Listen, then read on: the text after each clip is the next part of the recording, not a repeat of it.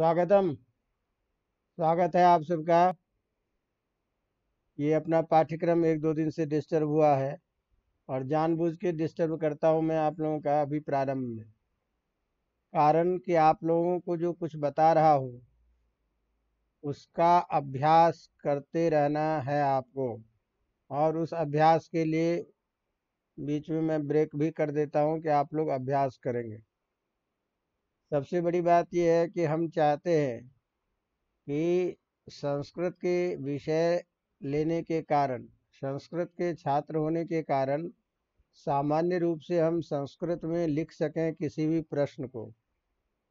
तो जैसे हम आगे दर्शन पढ़ेंगे, साहित्य पढ़ेंगे, तो उसमें हमें किसी श्लोक के बारे में लिखना है, दर्शन के किसी सिद्धांत को लिखना है, तो विषय को तो हम समझ लेंगे, लेकिन हमारा प्रयास ये होना चाहिए कि उसको हम अपनी भाषा में लिखें। और इसके लिए ज़रूरी है संस्कृत का अनुवाद। तो संस्कृत के अनुवाद सीखने के लिए जो कम से कम आवश्यक चीज़ है वो ध्यान रखना है। तो अभी हम विभिन्न लकारों का प्रयोग सीख रहे हैं कि कैसे वाक्य बनाते समय हमको क्या करना है। तो हमने लंग लकार तक के बारे में, अर्थात भूतकाल की क्रिया को सामान्य रूप से कैसे प्रयोग करेंगे, ये हमने देखा था। बाकी जो हमने कर्ता कर्म करण ये जो बताया था जिसमें विभक्ति लगाने का, वो नियम एक जैसा ही सब जगह चलेगा। लेकिन साथ साथ बार बार मैं आप लोगों को ध्यान दे रहा हूँ कि तब तक हम अनुवाद में कंप्लीट नहीं होंगे, अनुवाद करने में हमारा अभ्यास नहीं बनेगा जब तक कि हम कारक के विभक्ति में बनाए बताए गए जो नियम है उसको ध्यान नहीं रखेंगे। क्योंकि अभी हम छोटे छोटे वाक्यों से सिर्फ सामान्य म, एन इत्यादि लगा करके प्रयोग कर रहे हैं, लेकिन विशेष प्रयोग में कारक का नियम ध्यान रखना जरूरी है। चलिए, तो हमने लंग लकार तक का प्रयोग देखा। अब एक चीज आप लोग समझ चुके हो कि प्रयोग करना है, तो ज़्यादा कठिनाई नहीं आएगी। लेकिन अभ्यास नहीं होने के कारण धातु रूपों को कैसे हम बिना किसी ज़्यादा परिश्रम के तैयार करें, ये दृष्टि हमारी रखनी है। तो हम आज तीसरे लकार के बारे में कुछ चर्चा करते हैं, भविष्यत काल के बारे में। तो भविष्यत काल में धातु का जब हम प्रयोग करते हैं तो लृट लकार का प्रयोग करते हैं, और सबसे ज़्यादा गलती हम इसी में करते हैं। कारण क्या होता है कि इस लकार में सामान्य रूप से जो हम धातु को बदलते हैं वो इस लकार में नहीं बदलता है। पहले तो ये ध्यान रखना है। जैसे कि मान लीजिए हम गम को गच्छ में बदल दिए थे, पा को पिब में बदल दिए थे, और पिबत पिबतः पिबंती ये रूप चलाए थे, या गच्छति गच्छतः गच्छन्ति ये रूप चलाए थे। तो वहाँ सभी लकारों में रूप बदलता है, लेकिन भविष्यत काल में रूप नहीं बदलता है। तो एक तो ये ध्यान रख करके अभ्यास करना है। दूसरी बात क्या होती है कि हम भविष्यत काल का जब प्रयोग करेंगे तो एक प्रयोग को ध्यान में रख करके और फिर उसी आधार पर अन्य धातुओं का अभ्यास करेंगे। अब जैसे ध्यान दीजिए कि भविष्यत काल को बताने के लिए सामान्य रूप से हम लृट लकार का प्रयोग करते हैं, और लृट लकार के प्रयोग में वर्तमान काल में जो हम प्रयोग बनाते हैं प्रायः उसी तरह से रूप बनता है, लेकिन बीच में कुछ परिवर्तन आता है जो ये संकेत करता है कि ये भविष्यत काल की क्रिया को बता रहा है। तो जैसे हम भू धातु है, उस भू धातु को, भू मने होना, उसको आप भविष्य शब्द के रूप में अभी प्रयोग कीजिए। भू को भविष्य के रूप में बोलेंगे। इसी तरह से गम जो है उसको गमिष्य समझिए। समझ में आ रही बात? रूप बदलने के लिए, अभ्यास के लिए। पठ जो है उसको पठिष्य बोलेंगे। इसी को हम यदि अलग कहें तो मूल धातु के बाद में ई आता है और ई के बाद में श्य लगता है, और बाकी तीतः अंति पहले की तरह लगता है। और वही प्रथम पुरुष, मध्यम पुरुष, उत्तम पुरुष के रूप में हमको प्रयोग करना है, जैसे हम लट लकार में प्रयोग करते हैं। और उसका अर्थ होगा भविष्यत काल में होने वाली क्रिया। जैसे वाक्य है देवदत्त विद्यालय जाएगा, तो यहाँ देवदत्त विद्यालय जाएगा में जाएगा इस क्रिया के द्वारा भविष्यत काल को बता रहे हैं। जाने वाला वही कर्ता कौन है? देवदत्त अन्य है। इसका मतलब लृट लकार में प्रथम पुरुष के एक वचन में जो रूप बनेगा कर्ता के आधार पर, वो हमको करना है। और हमने क्या कहा कि मूल धातु में इस से लगा करके फिर तीता अंति लगाते हैं। तो गम रहेगा तो क्या बोलेंगे गमिष्य, और तीतः अंति लगा दीजिए तो गमिष्यति, गमिष्यतः, गमिष्यन्ति। एक वचन रहेगा तो गमिष्यति, दो रहेगा कर्ता तो गमिष्यतः, बहुवचन कर्ता होगा तो क्रिया बहुवचन में गमिष्यन्ति। तो यह वाक्य क्या है? देवदत्त विद्यालय जाएगा, तो कर्ता है अन्य, तो प्रथम पुरुष में देवदत्तः, विद्यालय जाएगा, कर्म है विद्यालय, कर्म में म लगाएंगे विद्यालयम, कर्ता के आधार पर क्रिया का प्रयोग प्रथम पुरुष एक वचन में गमिष्यति। तो देवदत्तः विद्यालयम गमिष्यति। यज्ञदत्त संस्कृत पढ़ेगा, यज्ञदत्तः संस्कृतम पठिष्यति। समझ आ रही बात? अब इस तरह से वह संस्कृत बोलेगा, सह संस्कृतम वदिष्यति। केवल क्रिया ही तो चेंज करना है। अब इस तरह से यदि मान लीजिए कर्ता त्वम है तो ती के बदले सी लगाते हैं, यही तो अंतर करना है। तो जैसे तुम जाओगे, तो वाक्य क्या होगा? वही गमिष्य रहेगा लृट लकार में, अंत में सी लगाएंगे, क्या प्रयोग करेंगे? त्वम गमिष्यसि। तुम कल कहाँ जाओगे, तो यहाँ आने वाला कल है, तो आने वाला कल को स्व बोलते हैं। स्व, शंकर वाला श आधा और व, तो त्वम स्व गमिष्यसि, तुम कल जाओगे। तुम कल कहाँ जाओगे? त्वम स्व कुत्र, कुत्र मने कहाँ, गमिष्यसि लिखाया था, तो तुम कल मंदिर जाओगे, त्वम स्व मंदिरम गमिष्यसि। अवगतम? अब यदि कर्ता अहम आ गया, तो अहम आ गया तो गमिष्य है ही, अंत में क्या लगाएंगे? आमी। तो बस इसी तरह से मैं जाऊंगा, अहम गमिष्यामि, मैं पढ़ूंगा, अहम पठिष्यामि, मैं लिखूंगा, अहम लिखिष्यामि, मैं बोलूंगा, अहम वदिष्यामि, मैं विद्यालय जाऊंगा, अहम विद्यालयम गमिष्यामि, मैं बस से विद्यालय जाऊंगा, अहम बसेन विद्यालयम गमिष्यामि, मैं पढ़ने के लिए विद्यालय जाऊंगा, अहम पठनाय विद्यालयम गमिष्यामि, मैं संस्कृत पढ़ने के लिए जयपुर जाऊंगा, अहम संस्कृत पठनाय। एक साथ यदि दिक्कत हो तो एक साथ जोड़ दीजिए, अहम संस्कृत पठनाय जयपुरम गमिष्यामि। अवगतम? अब इसी तरह से आप वाक्य में जोड़ते चलिए, समझ रहे ना?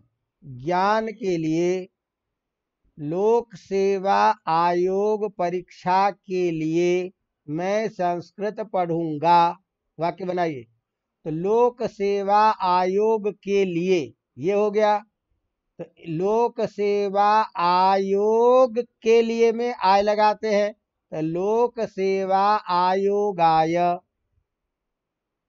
अहम पठिष्यामि, संस्कृतम पठिष्यामि। अब ध्यान दीजिए, यहाँ हम क्या वाक्य बोल रहे हैं, लोक सेवा आयोग की परीक्षा के लिए मैं संस्कृत पढ़ूंगा। अब ध्यान दीजिए, लोक सेवा आयोग की के लिए क्या लगाते हैं, स्य। तो जिसमें रहेगा उसमें स्य लगाएंगे, क्या बनाएंगे, लोक सेवा आयोगस्य। अब क्या है, परीक्षा के लिए। अब परीक्षा के लिए है तो इसमें रूप को ध्यान नहीं रहेगा तो गलती हो जाएगी वाक्य। तो परीक्षा शब्द आकारांत है, तो आकारांत शब्द कोई भी दुनिया में हो स्त्रीवाचक, तो के लिए अर्थ को बताने के लिए अंत में यही का प्रयोग करेंगे, य के ऊपर में दो मात्रा। तो क्या बोलेंगे, परीक्षा यही।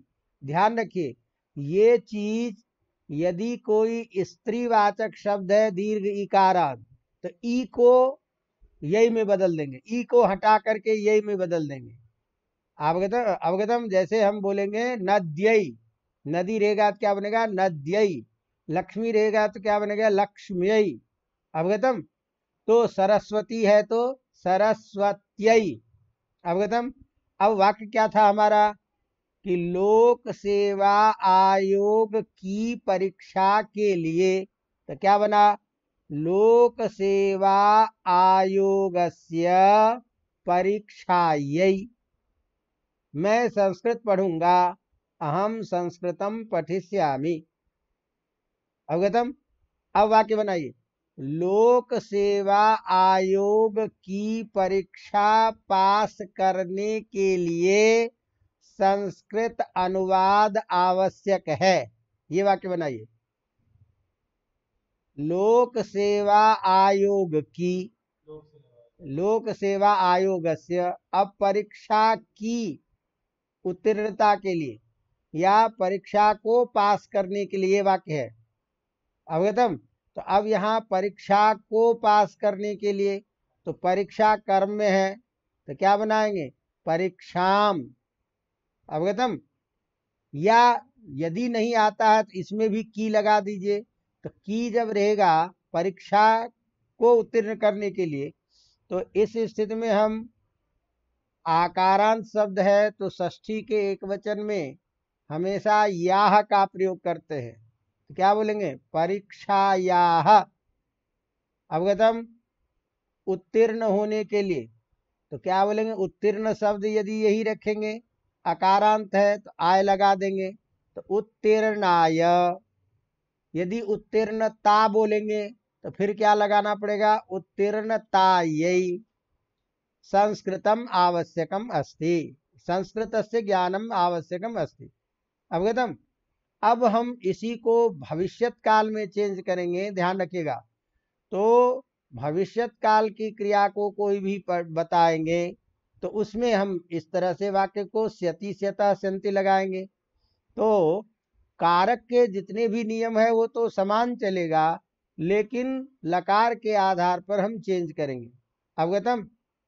अब जैसे देखिए कि हम जब इस वाक्य को करेंगे तो अभी तो एक वचन में हमने प्रयोग किया, लेकिन यदि कर्ता इसी तरह से द्विवचन में चला जाएगा तो द्विवचन का प्रयोग करना है। तो जैसे वाक्य है, वे दोनों जाएंगे, तो क्या होगा, वे दोनों को संस्कृत में क्या बोलते हैं, तौ।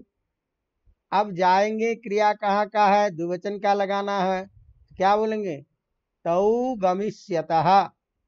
अवगतम। बाकी सारी चीजें उसी तरह से चलेगी। तो वे दोनों पढ़ेंगे, क्या बोलेंगे, तौ पठिष्यतः। वे दोनों बोलेंगे, तौ वदिष्यतः। इसी तरह से क्या है, ते मने वे सब, ते मने वे सब, तो क्या बनेगा, ते गमिष्यन्ति, ते पठिष्यन्ति, ते हसिष्यन्ति। अब ध्यान रखो, स्त्रीलिंग में यदि है वे सब तो स्त्रीलिंग में ताह बोलते हैं, सा ते ताह मने वे सब स्त्रीलिंग। तो वे सब लड़कियां जाएंगी, वे सब लड़कियां कल विद्यालय जाएंगी, तो क्या बोलेंगे, ताह। और छात्रा में भी क्या बनेगा, छात्राः। तो ताः छात्राः स्वविद्यालयं गमिष्यन्ति। अवगतम।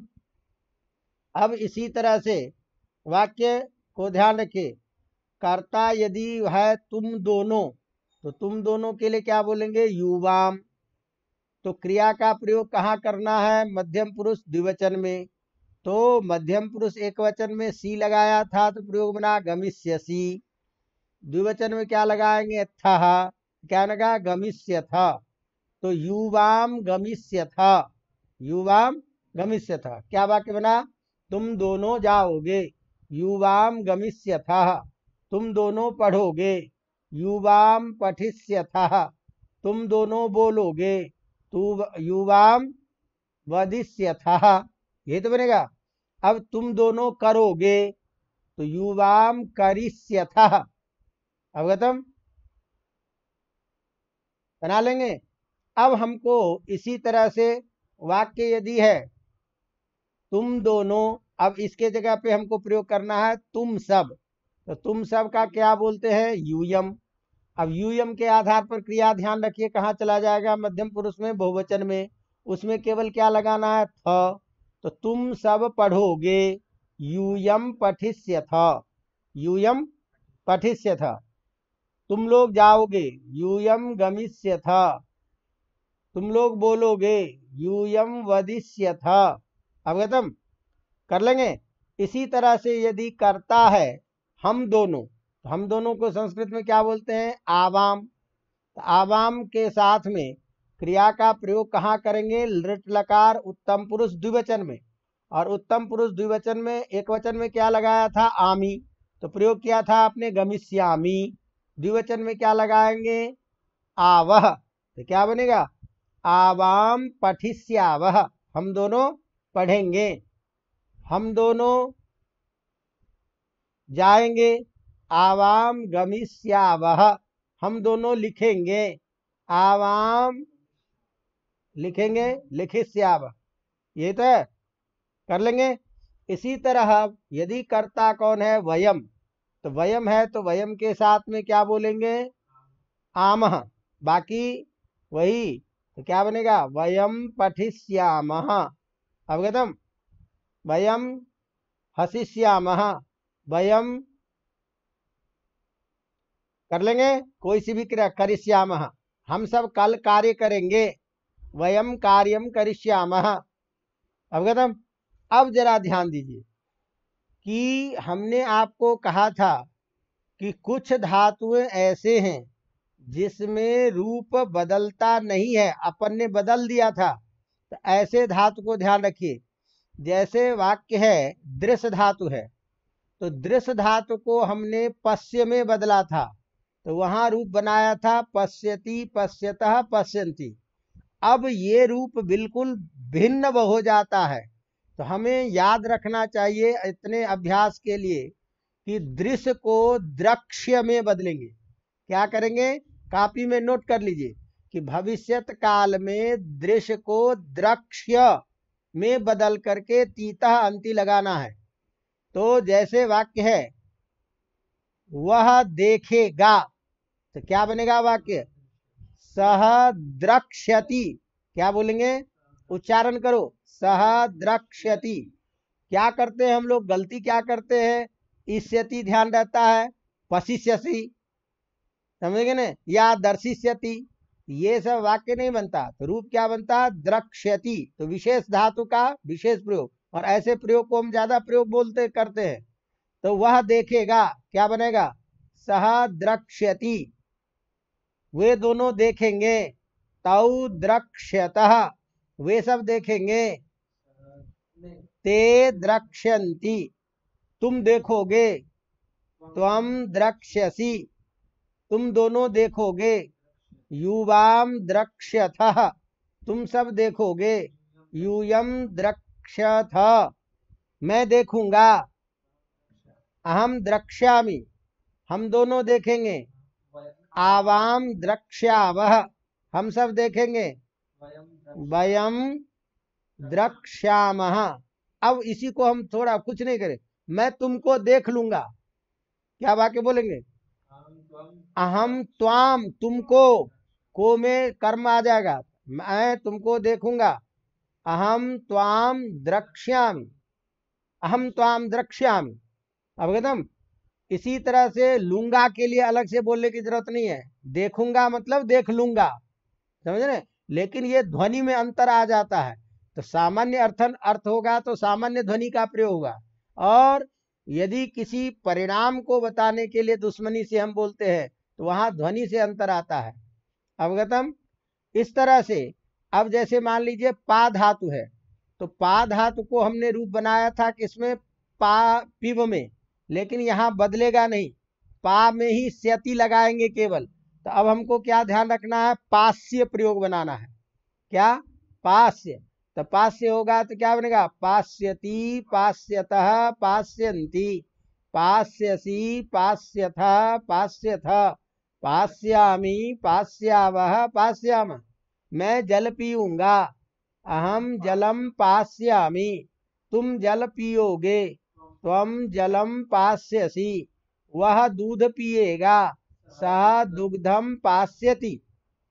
अवगतम। इसी तरह से ध्यान दीजिए, स्था का मतलब है ठहरना, तो जैसे पा आकारांत धातु हो तो केवल स्यति लगाना है, तो स्था धातु का ठहरना जिसको हमने रूप बनाया था तिष्ठति तिष्ठता, लृट लकार में कभी चेंज नहीं होगा, तो लृट लकार में केवल स्था से ही क्या लगाएंगे, स्यति। तो क्या बनेगा, स्थास्यति, स्थास्यतः, स्थास्यन्ति, स्थास्यसि, स्थास्यथः, स्थास्यथ, स्थास्यामि, स्थास्यावः, स्थास्यामः। मैं कल जयपुर में ठहरूंगा। वाक्य बनाओ, अहम स्व जयपुरम स्थास्यामि, या में भी लगा करके प्रयोग कर सकते हैं, जयपुरे। जयपुर में बोलेंगे तो क्या बोलेंगे, जयपुरे स्थास्यामि। तुम कल कहाँ ठहरोगे, त्वम स्व कुत्र स्थास्यसि। अवगतम। त्वम, हाँ, ई नहीं लगता है, आकारांत धातु में ई नहीं लगता है, ये इसीलिए तो केवल कहा आकारांत धातु तो केवल से लगाना होता है। अवगतम। तो पास्यति, स्थास्यति। अवगतम।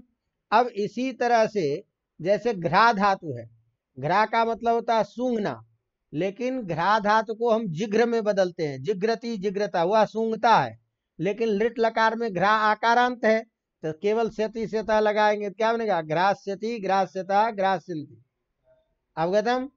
क्री धातु है तो सामान्य रूप चलेगा, करिष्य में बदलेगा, क्या बनेगा, करिष्यति, करिष्यतः, करिष्यन्ति। अवगतम। तो मैं समझ रहा हूं कि मूल प्रयोग आप सारे सीख गए होंगे। तो एक धातु आपको अभ्यास क्या करना है कि रूप में अंतर होता है धातुओं में, तो इसीलिए ऐसे धातु जैसे एक अकारांत आपने वो हलंत कर लिया, गम पठ, तो इसमें हलंत वाले में तो इस्यति लगाया, आकारांत धातु रहेगा तो केवल स्यति लगाएंगे। समझ में आ रहा है। इस तरह से थोड़ा सा ध्यान में रख करके वाक्य हमको बनाना है, कर लेंगे। तो इस तरह से लृट लकार का प्रयोग भी बहुत आसान है, केवल एक बार दिमाग में सेट करने की जरूरत है। और अब आप जो केवल ये जो सामान्य प्रयोग बोलते हैं ये प्रयोग मत कीजिए, जो आप पढ़ रहे हैं उस पढ़े हुए विषय को इस काल में बदल करके बोलने का अभ्यास कीजिए। अवगतम। जैसे मान लीजिए हम कोई वाक्य पढ़ रहे हैं, परोपकार, परोपकार सबके लिए सुखद होगा, मान लीजिए ये वाक्य है, तो सबके लिए बात आ गई। अब हमने आपको कहा कोई भी सर्वनामवाची शब्द है तो उसके अंत में के लिए स्मय लगाते हैं, तो सर्व शब्द है तो स्मय लगाएंगे तो क्या बनेगा, सर्वस्मय, सबके लिए। अवगतम। तो परोपकार सर्वस्मय क्या होगा, अच्छा होगा, समझेंगे ना। तो अच्छा होगा, शुभम भविष्यति, कल्याणम भविष्यति, कल्याणकरम भविष्यति इत्यादि। तो ये सब छोटे छोटे ऐसे वाक्य होते हैं जिसको हमें वाक्य में बनाना होता है। अवगतम। तो इस तरह से लिट लकार के प्रयोगों को थोड़ा ध्यान रखना है। अब चूंकि आप लोग समझदार हैं इसलिए ज्यादा समय ऐसे में नहीं लगा करके आगे हमें अभी बढ़ना है। अब हम आगे चलते हैं, जो एक धातु है हमारे पास जिसको हम लोट लकार कहते हैं। क्या? लोट लकार। तो वैसे तो लोट लकार का प्रयोग हम आज्ञा अर्थ में सीधे बोलते हैं, लेकिन लोट लकार का प्रयोग बहुत अर्थों में होता है, चाहिए अर्थ में भी होता है। लेकिन चाहिए अर्थ के लिए हम विशेष प्रयोग करेंगे, लेकिन सामान्य रूप से लोट लकार का प्रयोग हम करते हैं। ध्यान दीजिए, तो लोट लकार में हम अब ये जो 3 लकार हमने अभी तक पढ़ा है, ये तो तीनों लकार किसका था? काल से संबंधित। अब हम एक लकार पढ़ रहे हैं जो किसी भी काल में प्रयोग होगा, लेकिन उसमें विशेष अर्थ होगा, चाहिए, आशीर्वाद आदि अर्थ जो है लोट लकार का प्रयोग होता है। समझेंगे ना? तो यहाँ सामान्य रूप से हम बोलते हैं कि आशीर्वाद अर्थ में, आज्ञा अर्थ में लोट लकार का प्रयोग होता है, लेकिन आज्ञा ही अर्थ नहीं होता है। उदाहरण के तौर पर, अब ध्यान दीजिए, पहले प्रयोग सीखिए, फिर उसके बाद में हम कुछ अर्थ बताएंगे। तो लोट लकार का जो प्रयोग है उसमें हमें धातु को चेंज करना है। तो चेंज करने के लिए अब आप ध्यान दीजिए, इसमें कुछ अंतर आता है। तो अंतर करने के लिए क्या जोड़ेंगे ये ध्यान रखिए। तो मैंने एक बातें क्या कही थी कि लिट लकार में तो मूल धातु रहेगा, बाकी लकार में क्या होगा? धातु का बदला हुआ रूप होगा। तो जैसे पट है तो पट रहेगा, अवगतम। इसी तरह से गम है तो क्या? गच्छ में बदलेगा। पा रहेगा तो पिव में बदलेगा। स्था रहेगा तो तिष्ठ में बदलेगा। जो सामान्य है नहीं बदलता है वो तो उसी रूप में रहेगा। अब आपको इसमें ध्यान रखना है कि पहले हम एक वचन का प्रयोग करें तो क्रिया के अंत में सब जगह, जैसे आप ध्यान दीजिए कि लट लकार में आप प्रयोग किए हैं, अवगतम, उस तरीके से सभी धातु का मूल रूप वही रहेगा। मैंने गम रहेगा तो गच्छ मने बदलेगा, पट रहेगा तो पट रहेगा, स्था रहेगा तो तिष्ठ में बदलेगा, पा रहे यच्छ रहे इत्यादि सारे। तो करना क्या है कि प्रथम पुरुष के एक वचन में क्रिया के अंत में तू लगाना है, छोटा हरस उकार, अवगतम। द्विवचन में ताम लगाना है, और बहुवचन में अंतु, है ना? अंति के जगह अंतु माने तू लगेगा। अब जरा ध्यान दीजिए, वर्तमान काल में क्या कहा था आपने? तीतः अंति। यहां ती को किस में बदलेंगे? तू में, अवगतम। तो जैसे एक का प्रयोग करके अभी सीखते हैं। अब वाक्य है कि ध्यान दीजिए, वह पढ़े, कर्ता क्या है? वह पढ़े। वह पढ़े का क्या अर्थ होगा? आज्ञा दे रहे हो। हिंदी में हम क्या बोलेंगे? वह पढ़े, इसको आशीर्वाद क्या कहेंगे? आज्ञा देंगे। तो आज्ञा देने के लिए हमारे दिमाग में अभ्यास क्या रहता है? तुमको ही आज्ञा देते हैं। लेकिन ध्यान रखिए, जब आज्ञा है तो इसीलिए हम आज्ञा के साथ साथ कहते हैं कि केवल आज्ञा ही अर्थ नहीं होता, इसमें चाहिए अर्थ भी होता है। इसके अलग अर्थ हम बताएंगे कभी। विधि, निमंत्रण, आमंत्रण, कामचार, अनुज्ञा, प्रश्न पूछना, इन सारे में इसका प्रयोग होता है, लोट लकार का भी और विधिलिंग का भी। तो हम अभी क्या करेंगे? वह पढ़े, सीधा वाक्य है तो क्या बनेगा? सह पठतु। अब इसीलिए मैंने क्या कहा कि आज्ञा अर्थ में ही केवल प्रयोग नहीं होता। क्यों? कि आपको संस्कृत में क्या बोलते हैं? भवान। भवान माने आप। तो अब वाक्य है आप जाएं, तो आप जाएं, इसके लिए भी अन्य पुरुष है भवान, तो क्या बोलेंगे? गच्छतु, भवान गच्छतु। अब अपने से बड़ों को कभी आज्ञा नहीं दी जाती है। तो बड़े से आज्ञा जब नहीं दी जाती है, अंग्रेजी नहीं है ये कि बड़े के लिए भी यू और छोटे के लिए भी यू। यहाँ बड़े के लिए सम्मान है, भवत शब्द का प्रयोग है अपने से बड़ों के लिए। छोटों के लिए तुम शब्द का प्रयोग है, युष्मत शब्द। तो आप जाएं, तो आप जाएं ये निवेदन है, समझ रहे ना। तो इसलिए यहाँ निवेदन अर्थ में भी है। तो भवान गच्छतु, आप जाएं, आप पढ़ें, भवान पठतु, आप चिंता न करें, भवान चिंताम, मत को बोलते हैं माँ, मत को क्या बोलते हैं माँ, है ना। करोतु, जैसे उसमें करोती किया था, इसमें क्या बनेगा करोतु, भवान चिंताम माँ करोतु।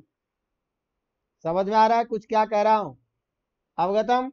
इसी तरह से यदि वाक्य है द्विवचन में, वे दोनों पढ़े, तो क्या बोलेंगे तौ पठताम। तौ के बाद में द्विवचन में क्रिया में क्या लगाएंगे ताम, तो तू ताम अंतु, ये ध्यान रखिए, तू ताम अंतु। इसी तरह से हम तू अताम भी कह ले, तो तू अताम अंतु, या अतु हम बोल रहे हैं, क्यों बोल रहे हैं, क्योंकि धातु हलंत होता है, तो हलंत में अ जब जुड़ेगा तब पूरा होगा।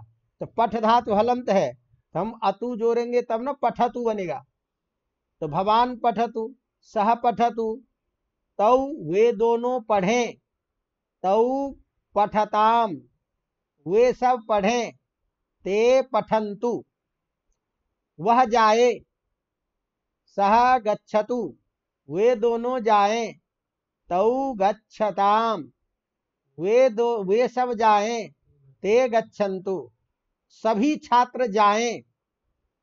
छात्र बहुवचन में छात्राः, सभी को बोलेंगे प्रथमावचन में सर्वे, तो सर्वे छात्राः गच्छन्तु, सभी छात्र पढ़ें, सर्वे छात्राः पठन्तु, सभी आदमी यहाँ आए, सर्वे जनाः अत्र आगच्छन्तु, आज सभी छात्र संस्कृत पढ़ेंगे।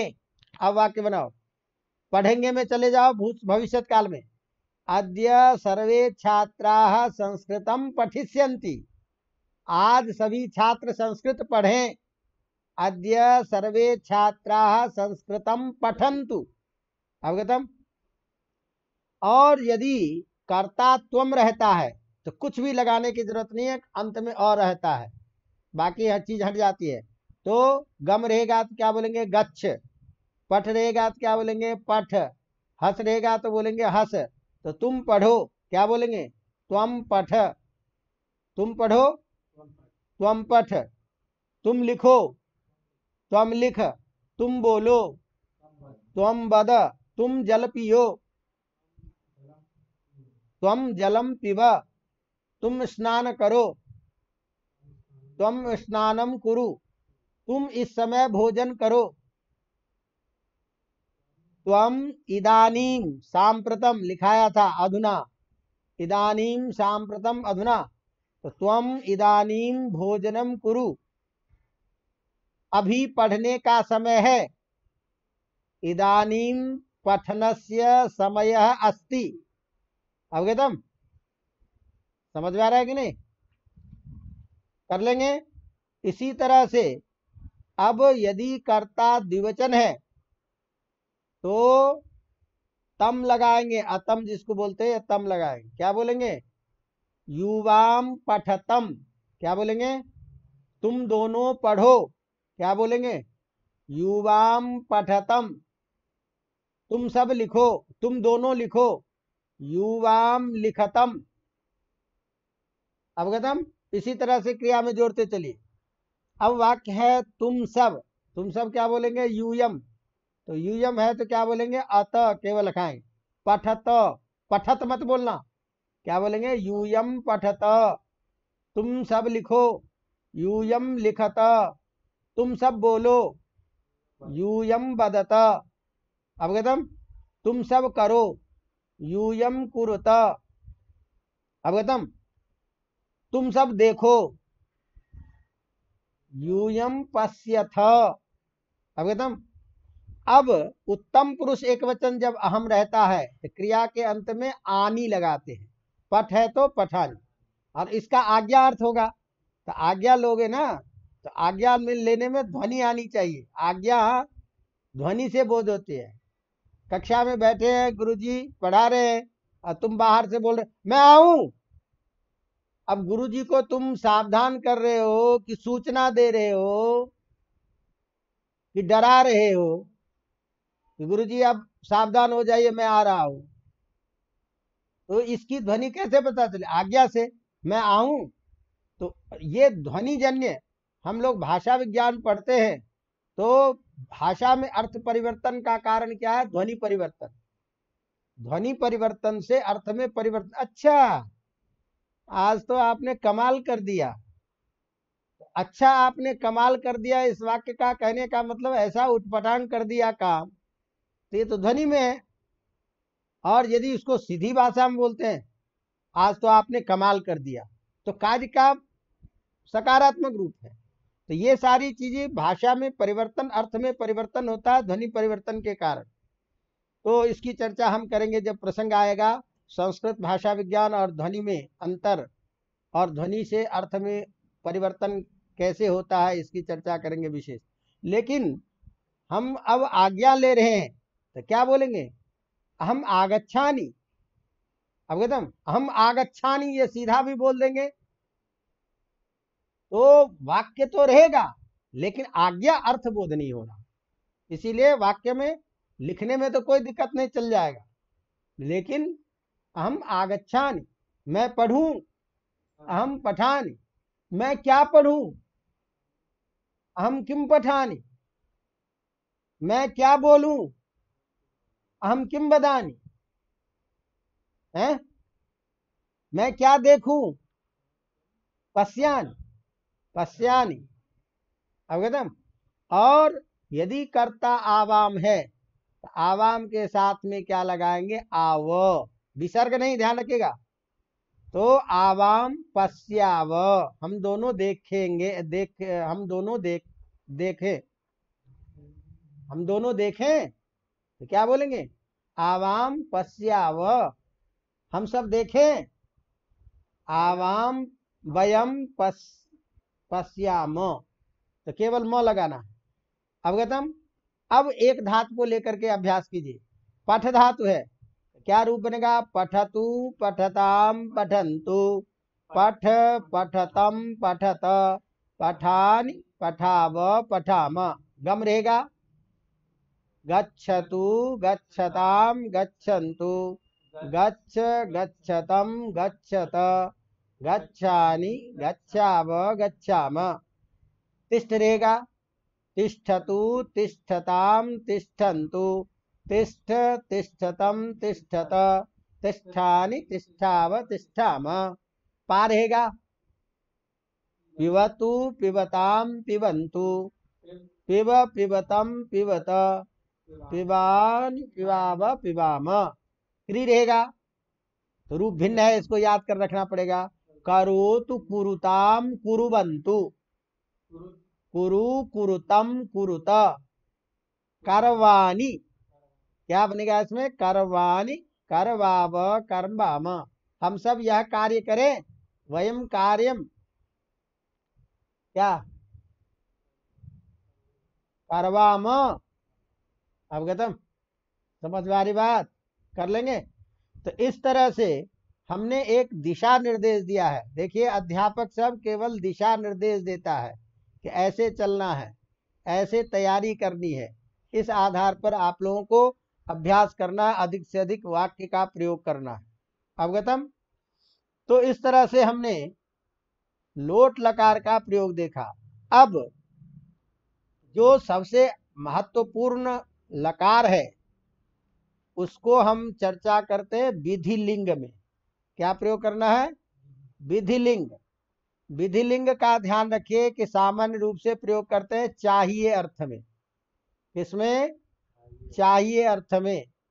इसी में गलती करते हैं और यही प्रयोग ज्यादा हमको प्रयोग करना होता है किसी भी वाक्य में, किसी भी कार्य के समय में, अवगतम।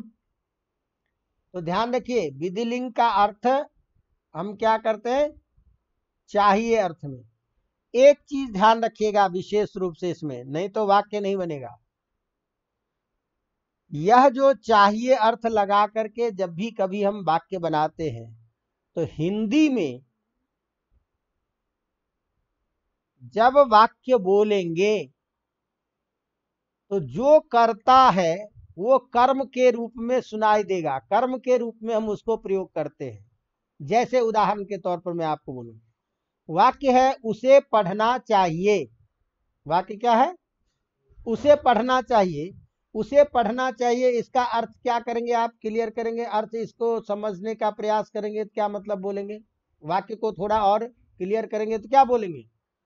उसे पढ़ना चाहिए मतलब उसको पढ़ना चाहिए। और उसको पढ़ना चाहिए का मतलब क्या हो गया? को देख करके हम क्या समझते हैं? कर्म। और कर्म करेंगे तो कर्म में द्वितीया, द्वितीया करेंगे तो अब फिर पढ़ना चाहिए जो है, चाहिए क्रिया का प्रयोग करना है। तो हम यदि कहेंगे तो त्वाम पठेत, तो त्वाम तो कर्म हो गया, क्रिया तो चाहिए कर्ता के अनुसार, तो कर्ता यहाँ क्या है? इसीलिए ध्यान रखिए, जब भी कभी हिंदी में चाहिए शब्द का प्रयोग होगा, वहां जो कर्म के जैसा सुनाई दे रहा है वो कर्म नहीं है, वो कर्ता है। नहीं समझेंगे ने?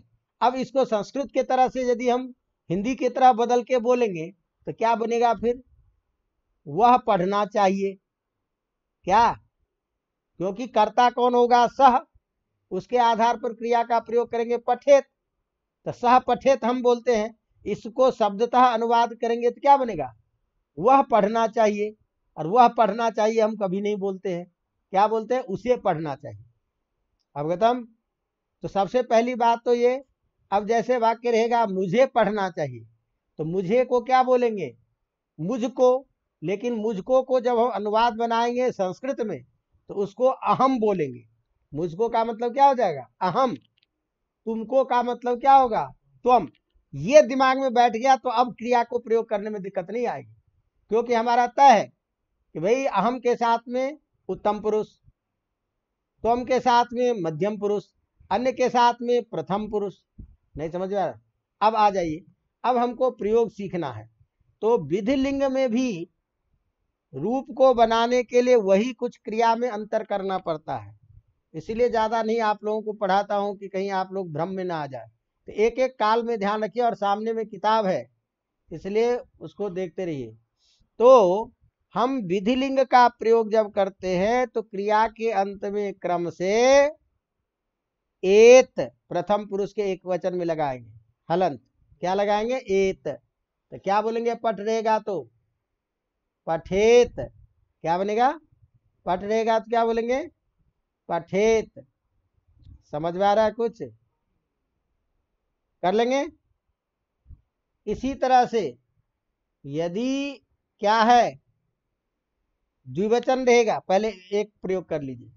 तो पठ रहेगा तो क्या लगाएंगे? प्रथम पुरुष एक वचन में एत, पठेत तो हलंत। तो वाक्य है वह पढ़े।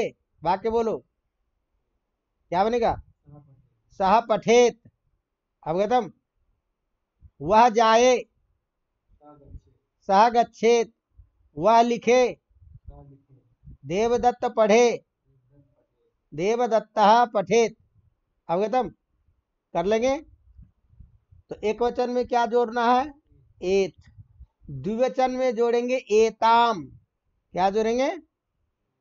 एताम। एयाताम नहीं, एताम। ये आत्मनेपद में तुम पढ़ रहे हो। विधिलिंग सामान्य रूप से देखो, एत एताम एयुः। क्या है? एत एताम एयुः।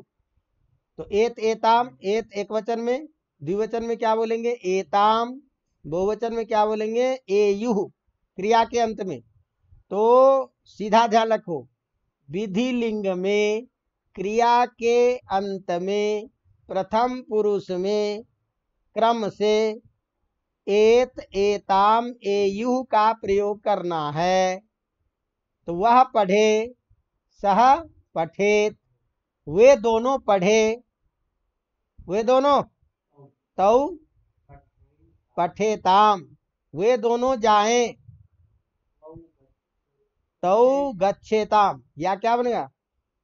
उसको पढ़ना चाहिए, सह पठेत। उन दोनों को पढ़ना चाहिए, तौ पठेताम। उन सबको पढ़ना चाहिए, ते पठेयुः। है? उन सबको जाना चाहिए।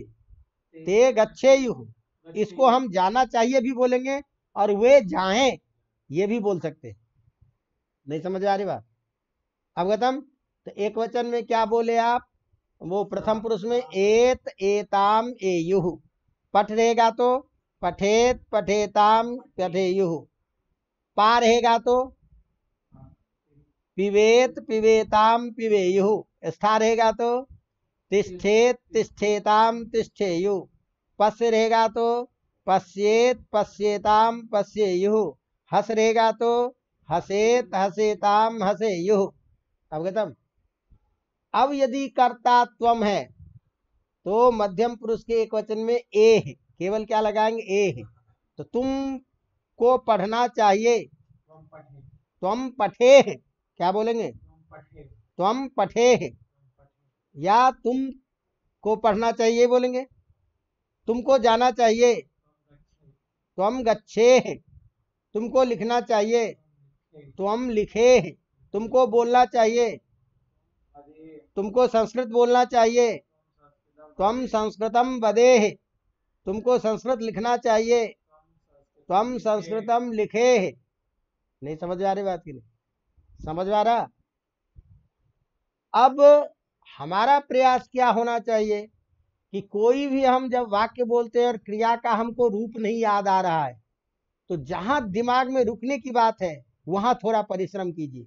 वहां किताब सामने है तो उस धातु का उस लकार में क्या रूप होगा ये एक बार देख लीजिए। तत्काल यदि हम देख लेंगे तो वो भूलते नहीं है, और अपनी तरफ से यदि हम बुद्धि लगाने लग जाते हैं वही गलती हो जाती। तो जैसे मान लीजिए क्री धातु है, अब क्री धातु है तो क्री धातु का भिन्न रूप चलता है, समझे कि नहीं? कुरियात कुरियाताम कुरियुः, कुरियाः कुरियातम कुरियास्त, कुरियाम कुरियाव कुरियाम, ऐसे बनता है। अवगतम? भिन्न रूप होता है, तो थोड़ा सा ध्यान रखने की जरूरत है। तो चलिए कोई बात नहीं। तो क्या बना? मुझे पढ़ना चाहिए, अब वाक्य है। हाँ, त्वम का चल रहा था, तो त्वम पठे युवाम पठेतम, समझेंगे ना? और यूयम पठेत, यूयम, समझ आ रही बात? तो मध्यम पुरुष में क्या आपने प्रयोग किया? एक साथ बोलो, एह एतम एत। गम का बोलो, गच्छेह गच्छेतम गच्छेत। पठ का बोलो, पठेह पठेतम पठेत। हस का बोलो, हसेह हसेतम हसेत। अवगतम? अब यदि कर्ता अहम है तो क्या बोलेंगे? एयम, क्रिया के अंत में क्या जोड़ेंगे? एयम। तो पठ है तो पठेयम। अब वाक्य क्या है? मुझे पढ़ना चाहिए, क्या बनेगा? अहम पठेयम। क्या? अहम पठेयम। मुझे हंसना चाहिए, हसेयम। मुझे जाना चाहिए, अहम गच्छेयम।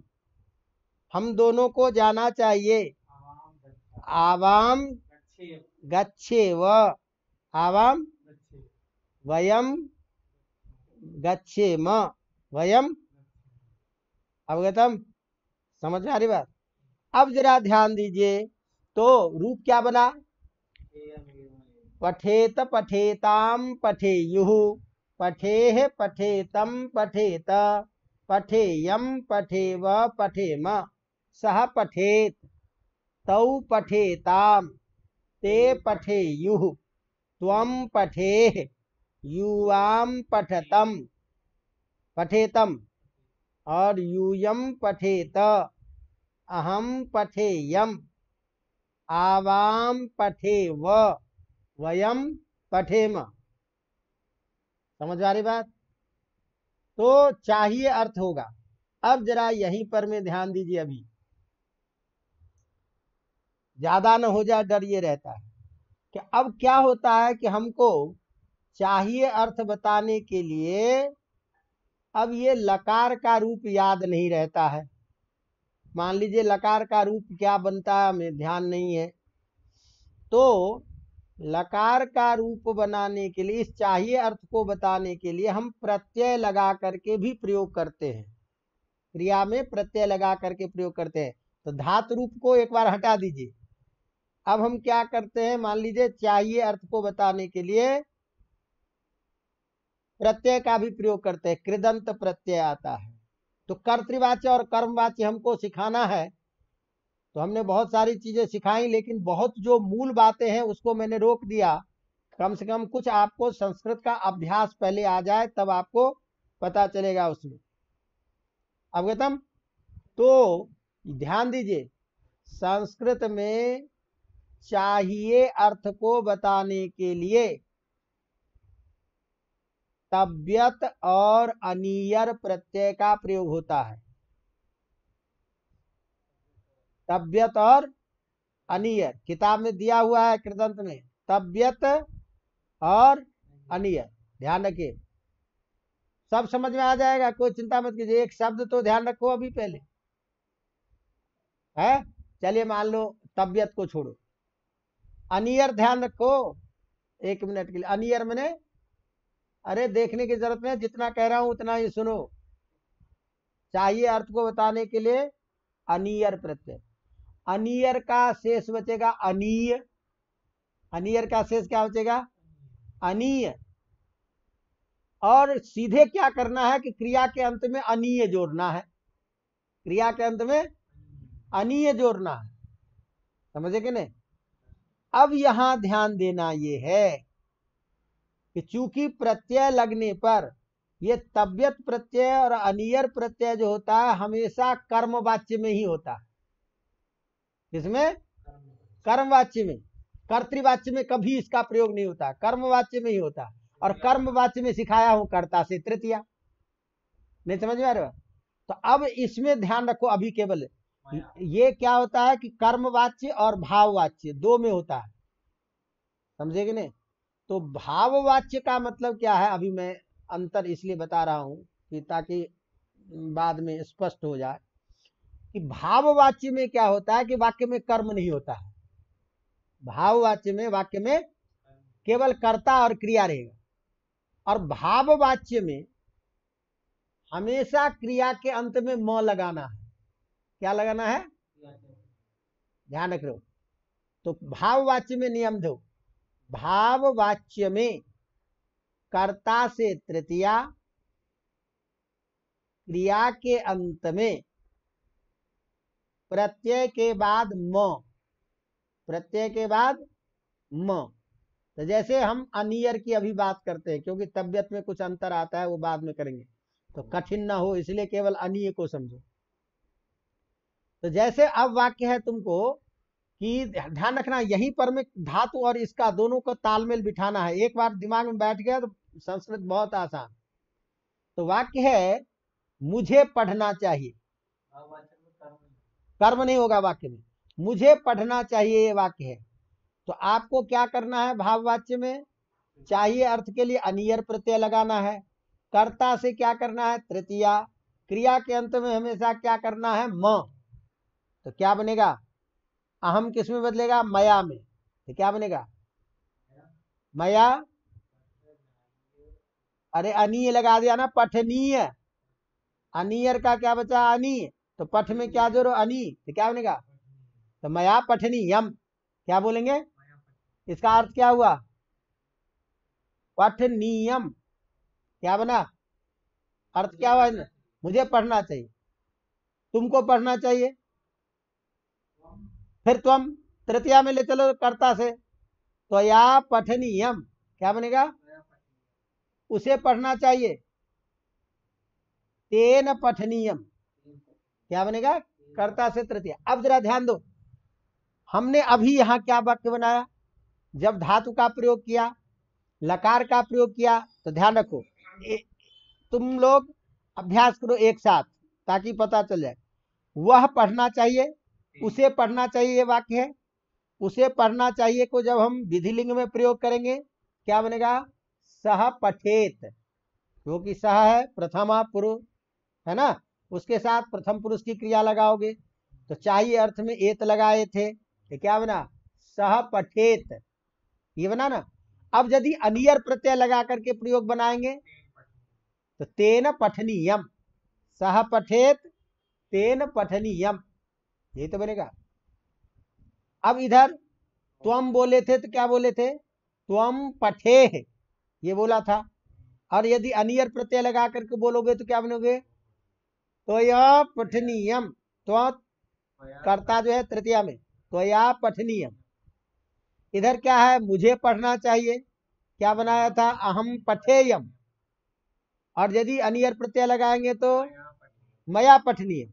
अब अनियर प्रत्यय में सुविधा क्या है कि कर्ता से केवल तृतीया विभक्ति करना है, चाहे कर्ता एक हो, दो हो, बहुवचन हो, कुछ भी हो। क्रिया में कोई अंतर नहीं, क्रिया में हमेशा म लगाते हैं। तो अधिकतर आजकल संस्कृत के अध्यापक और छात्र क्या करते हैं, ये भाववाच्य और कर्मवाच्य से ही काम चलाते हैं, धातु रूप याद नहीं रहता है। तो फटाफट बस मया तत्र गंतव्यम, मया तत्र पठितव्यम, अस्माभिः पठितव्यम, त्वया पठितव्यम, तेन पठितव्यम, ताभ्याम पठितव्यम, तैः पठितव्यम। नहीं समझे, अरे तृतीया के वचन में तेन, तब भी पठितव्यम। दो रहेगा तो द्विवचन में ताभ्याम पठितव्यम, उन दोनों के द्वारा पढ़ना चाहिए, उन सब के द्वारा पढ़ना चाहिए, तैः पठितव्यम। नहीं समझ में आ रही बात। इसी तरह से त्वया पठितव्यम, युवाभ्याम पठितव्यम, युष्माभिः पठितव्यम, कम से कम रूप ही याद रहेगा। इसी तरह तृतीया में मया पठितव्यम, आवाभ्याम पठितव्यम, अस्माभिः पठितव्यम। या अनियर बोलो, अनियर में पठितव्यम बोले तो मया पठनीयम, त्वया पठनीयम, तेन पठनीयम, ताभ्याम पठनीयम, तैः पठनीयम, युवाभ्याम पठनीयम, युष्माभिः पठनीयम। समझ में आ रहा, नहीं आ रहा समझ में कि जल्दबाजी हो रही है, ध्यान दो एक एक क्रमिका भी एक चीज में। तेन पठनीयम एक वचन, ताभ्याम पठनीयम द्विवचन, तैः पठनीयम बहुवचन, त्वया पठनीयम, युवाभ्याम पठनीयम, यूयम युष्माभिः पठनीयम। ये त्वम युवाम यूयम का तृतीया में। इसी तरह से मया पठनीयम एक वचन, आवाभ्याम पठनीयम, अस्माभिः पठनीयम। अब वाक्य है, हम सबको संस्कृत पढ़नी चाहिए, ये वाक्य आ गया। अब बीच में कर्म आ गया ना, तो ये कर्मवाच्य में आ जाए, क्यों नहीं हुआ, वही होगा। क्यों, अस्माभिः। अब भाव कर्मवाच्य में, चलो कर्मवाच्य की चर्चा है, कर्मवाच्य में बीच में कर्म आ गया ना, तो कर्मवाच्य में तो कर्म के अनुसार करते हो। तो संस्कृतम में म लगा है, तो यदि कर्म में म तो क्रिया में भी म। समझ में आ रही बात। यदि कर्म में बिंदी, कर्म में तो क्रिया में भी बिंदी। जैसे मुझे विद्यालय जाना चाहिए, तो विद्यालय कर्म है, कर्मवाच्य में कर्म से प्रथमा, तो विद्यालय आगे क्या हुआ, गमनीय, तो मया विद्यालय गमनीय। नहीं समझ आ रही बात। मुझे गीता पढ़नी चाहिए, गीता में आ पठनीया, क्योंकि कर्म में आ क्रिया में आ, कर्म में अह क्रिया में अह, कर्म में म क्रिया में भी म। मुझे मंदिर जाना चाहिए, मया मंदिरम गमनीयम, मया मंदिरम गमनीयम। हम दोनों को मंदिर जाना चाहिए, आवाभ्याम मंदिरम गमनीयम, हम सबको मंदिर जाना चाहिए, अस्माभिः मंदिरम गमनीयम। तो क्या देखा, कर्म बीच में आ गया, तो कर्म और क्रिया तालमेल है, कर्ता से केवल क्या करनी है, तृतीया विभक्ति। अवगतम। अब जैसे वाक्य है, मुझे पुस्तक पढ़ना चाहिए, क्या बोलोगे, मया पुस्तकम पठनीयम, क्योंकि पुस्तक कर्म है, म लगा है, तो क्रिया के अंत में भी क्या लगाओगे, म। क्या बनेगा, मया पुस्तकम पठनीयम। नहीं समझ आ रही बात। मुझे लेख लिखना चाहिए, लेख, लेख पुलिंग है, तो क्या लेख लेखनीय, लेख लेखनीय। नहीं समझे। मुझे उद्यान जाना चाहिए, मया उद्यानम गमनीयम। नहीं समझे। समझ आ रही बात? कर लेंगे। तो ये हमने इसलिए बताया कि चाहिए अर्थ में इधर विधिलिंग का प्रयोग होता है और प्रत्यय में तव्यत और अनियर का प्रत्यय होता है। तो कर्मवाच्य जो प्रयोग पूछा है, तो कर्मवाच्य जो प्रत्यय लग करके पूछा है वो भी आपको ध्यान में रखना होगा परीक्षा के लिए। बाकी लकार तो हम आपको संस्कृत में अभ्यास कराने के लिए बता रहे हैं, लेकिन विशेष रूप से कर्तृ और कर्मवाच्य जब बनाएंगे तो वर्तमान काल में कर्मवाच्य का परिवर्तन और इधर प्रत्यय लगने पर परिवर्तन क्या होगा ये ध्यान रखना। कर लेंगे। तो इस तरह से अभी हमने फिलहाल जो हमारे लिए आवश्यक था 5 लकार उसकी हम चर्चा किए हैं। अब एक बार आप लोग इस 5 लकारों में आज जो हम विशेष लकार पढ़े हैं 2, लोट लकार और विधिलिंग, इसका थोड़ा आप अभ्यास कीजिए। समझ आ रहे? इसके बाद हम एक दिन और आपको इसी के बारे में पहले चर्चा करेंगे जिसके बिना संस्कृत हमारा वाक्य बनेगा नहीं। वो क्या चीज है? विशेष विशेषण का ज्ञान। क्या चीज है? विशेष विशेषण का ज्ञान। विशेष विशेषण का ज्ञान किए हुए संस्कृत का के बिना संस्कृत का वाक्य नहीं बनता है, उसमें गलती ज्यादा हो जाती है। नहीं समझ में आ रही बात? जैसे उदाहरण के तौर पे मैं बताऊं, अब मान लो हमने एक वाक्य बोला, एक जंगल में एक सिंह ने एक गाय को देखा। क्या ध्यान दो, क्या है? एक जंगल में एक सिंह एक गाय को देखा। समझ में आ रहे हो? तो सबसे बड़ी बात क्या है कि जब भी हम वाक्य प्रयोग करते हैं तो वाक्यों में शब्द के अंतर्गत विशेष और विशेषण भी होता है। क्या? शब्द के अंतर्गत विशेष और विशेषण होता है। विशेष्य किसको कहते हैं? सीधी भाषा में समझो, जिसकी विशेषता बताई जाएगी उसे संस्कृत में विशेष्य कहते हैं। नहीं समझे कि नहीं? क्या? जिसकी विशेषता बताई जाएगी या जिसके लिए विशेषता बताई जाएगी वो क्या होगा? विशेष्य। और जो विशेषता बताई जाएगी, जो विशेषता होगी वो क्या होगा? विशेषण। जो बताई जाएगी वो चीजें बातें क्या होगी? विशेषण।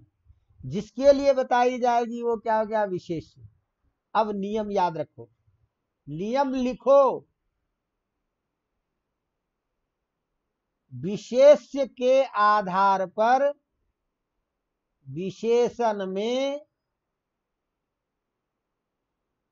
लिंग वचन विभक्ति का प्रयोग होता है। विशेष्य के आधार पर विशेषण में लिंग वचन विभक्ति का प्रयोग होता है। अर्थात समझो, तुम लोग बिना अर्थात के नहीं समझोगे अभी। अर्थात विशेष्य पुल्लिंग एक वचन, तो विशेषण भी पुल्लिंग एक वचन। विशेष्य स्त्रीलिंग एक वचन, तो विशेषण भी स्त्रीलिंग एक वचन। विशेष्य नपुंसक लिंग एक वचन, तो विशेषण भी नपुंसक लिंग एक वचन होगा। समझ आ रही बात? अब एक चीज अभी हम एक वचन के लिए याद किए हैं, वही चीज तुम दूसरे तीसरे में भी लागू कर दोगे नियम। अब वाक्य जरा मेरा ध्यान से सुन, मैंने क्या कहा अभी? एक जंगल में एक सिंह एक गाय को देखा। अब यहां देखो कि जंगल में, ये है ना, तो जंगल में, तो में चिन्ह को बताने के लिए क्या करते हो, सप्तमी लगाते हो। तो जंगल को मान लो वन बोलोगे, तो क्या बोलोगे, वने, यही तो बनोगे। अब ये यहां वन कितने हैं, एक, तो वन का विशेषण कौन है, एक। नहीं समझ में आ रही बात। तो अब ऐसा नहीं है कि हम कह देंगे एक बने, क्योंकि बने में जब सप्तमी विभक्ति है, एक वचन है, तो एक में भी क्या होगी, सप्तमी एक वचन। तो एक शब्द जो है विशेष शब्द है, ध्यान रखिए। तो एक शब्द को सप्तमी बचाने के लिए स्मिन लगा देते हैं। सर्वनाम वाची शब्द में स्मिन लगता है। एक अस्मिन, क्या बोलेंगे, एक दिन, क्या बोलेंगे, एक अस्मिन दिवसे, एक अस्मिन दिने। तो क्या बनेगा वाक्य, एक अस्मिन वने, क्या बना। अब देखो दूसरा कौन है, सिंह, तो सिंह पुल्लिंग है, तो इसका भी विशेषण कौन है, एक, तो क्या होगा, एक सिंह, एक अस्मिन वने एक सिंह। अब किसको देखा, एक गाय को देखा, तो गाय कर्म है, और कर्म में द्वितीय विभक्ति होगी, तो गाय स्त्रीलिंग है, तो क्या बोलेंगे, गाम। इसका मतलब क्या होगा, एक को भी स्त्रीलिंग में ले जाना पड़ेगा, तो एक को स्त्रीलिंग में एका, क्या बोलते हैं, एका। तो गाम में जैसे द्वितीय विभक्ति एक वचन होगा, तो एका में भी क्या होगी, द्वितीय विभक्ति एक वचन। तो रमा के द्वितीय के वचन में रमाम, भाई कर्म लगाते हो, म लगाते हो द्वितीय में, क्या होगा, एकाम गाम, क्या बना, एकाम गाम देखा। कर्ता कौन है यहाँ, सिंह, तो थर्ड पर्सन है, तो क्रिया के लिए प्रथम पुरुष एक वचन। अपश्यत, और लगा भूतकाल में। अब पूरा वाक्य बनाओ, क्या बनाओगे, एक अस्मिन वने एक सिंह एकाम गाम अपश्यत। समझ में आ रहा है। अब यदि यहाँ विशेष विशेषण का ध्यान नहीं रखते तो वाक्य गलत है। एक बने है, एकम सिंहा, जो मन में आ जाता है लिख देते हैं। अवगतम। अब ध्यान दीजिए, हमने वाक्य बोला संस्कृत भाषा विश्व की सर्वोत्तम भाषा है, वाक्य बनाओ। अब यहां ध्यान दो, संस्कृत भाषा, सीधी सीधी बात आ गई, संस्कृत भाषा विश्व की, क्या बोलोगे, के लिए क्या लगाते हो रे मूर्ख, सब स्य लगाते हो ना, कारण षष्ठी में स्य लगाओगे तो बोलना विश्वस्य, क्या बोलोगे, संस्कृत भाषा विश्वस्य। अब ध्यान दो, हमने कहा भाषा है, कैसी भाषा है, सर्वोत्तम भाषा है, सर्वोत्कृष्ट भाषा है। तो ये भाषा का विशेषण है ना, सर्वोत्कृष्ट। और भाषा क्या है, आकारांत, स्त्रीलिंग। तो सर्वोत्कृष्ट को भी कहां लगाओगे, स्त्रीलिंग एक वचन में। तो भाषा की तरह क्या बोलेंगे, सर्वोत्कृष्टा या सर्वोत्तमा। स्त्रीलिंग में तम रहेगा तो अकारांत रहने पर तो पुल्लिंग, स्त्रीलिंग में क्या बोलेंगे, सर्वोत्तमा, सर्वोत्कृष्टा, ये तो बोलेंगे। भाषा अस्ति है। अब पूरा वाक्य बनाओ, संस्कृत भाषा विश्वस्य सर्वोत्तमा भाषा अस्ति। संस्कृत भाषा का व्याकरण अत्यंत सुंदर है, वाक्य बना। भाषाएं गधा सब, भाषा शब्द आकारांत है, या लगा करके बोलोगे षष्ठी के एक वचन में, भाषाया, आकारांत शब्द कोई भी हो दुनिया का तो षष्ठी के एक वचन में या। हाँ, तो संस्कृत भाषा बोलो, संस्कृत भाषा या नहीं, संस्कृत भाषा व्याकरण कैसे बनेगा, वाक्य वाक्य क्या था अभी हमने क्या बोला, संस्कृत भाषा का व्याकरण। यदि एक साथ बोल दोगे तब भी क्या बनेगा, संस्कृत भाषा व्याकरण, कोई दिक्कत नहीं, संस्कृत भाषा व्याकरण एक साथ बोल सकते हैं। आगे क्या है,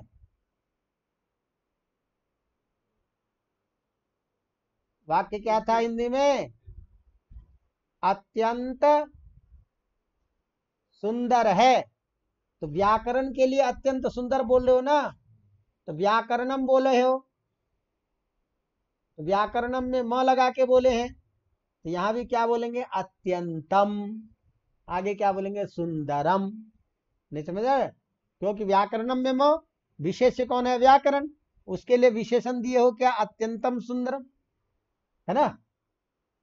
तो संस्कृत भाषा का व्याकरणम, संस्कृत भाषा या व्याकरणम, या संस्कृत भाषा व्याकरणम अत्यंतम सुंदरम अस्ति। नहीं समझ में आ रहा? इस तरह से हम विशेष विशेषण का ज्ञान जब तक नहीं करेंगे, और हमारी अधिकतर वाक्य बनाने में गलती इसी विशेष विशेषण में होती है, तो जिसकी हम चर्चा कुछ करेंगे। हाँ, अब जैसे वाक्य है कि फल मधुर होता है, क्या बोलोगे? फलम मधुरम भवति। वाणी मधुर होनी चाहिए। वाक्य बनाओ लकार में। मधुरा, आगे होनी चाहिए भवेत, कर्ता कौन है? वाणी। क्या होनी चाहिए? मधुर होनी चाहिए। क्या? वाणी। तो वाणी करता है, तो वाणी मधुरा भवेत। नहीं समझ रहे? कर लेंगे। और चाहिए अर्थ में अनियर प्रत्यय लगाएंगे तो क्या बोलेंगे? वाणी मधुरा या, वाणी मधुरा भवनी या। नहीं समझे यार? समझ आ रही बात? अवगतम? कर लेंगे। इस तरह से हमने थोड़ा सा ये सब दिखाया, और इसके बाद ये हम अभ्यास के बाद हमारा कर्तृवाच्य कर्मवाच्य का रह गया है, तो उसका विशेष जो परीक्षा में पूछा है, और हम लोग जो अकथितम च सूत्र पढ़े हैं उसको ध्यान में रखिए, क्योंकि आईएएस की परीक्षा में कर्मवाच्य बदलने के लिए ये जो अकथितम सूत्र का उदाहरण है दुह याच पचदंड, इसमें 2 कर्म होता है, उसमें कहाँ हम कर्मवाच्य में बदलते हैं, ये अधिकतर प्रश्न आता है। इसकी तैयारी करेंगे। चलिए इसी के साथ आज यही कक्षा को विराम देते हैं, आगे चर्चा करेंगे। धन्यवाद।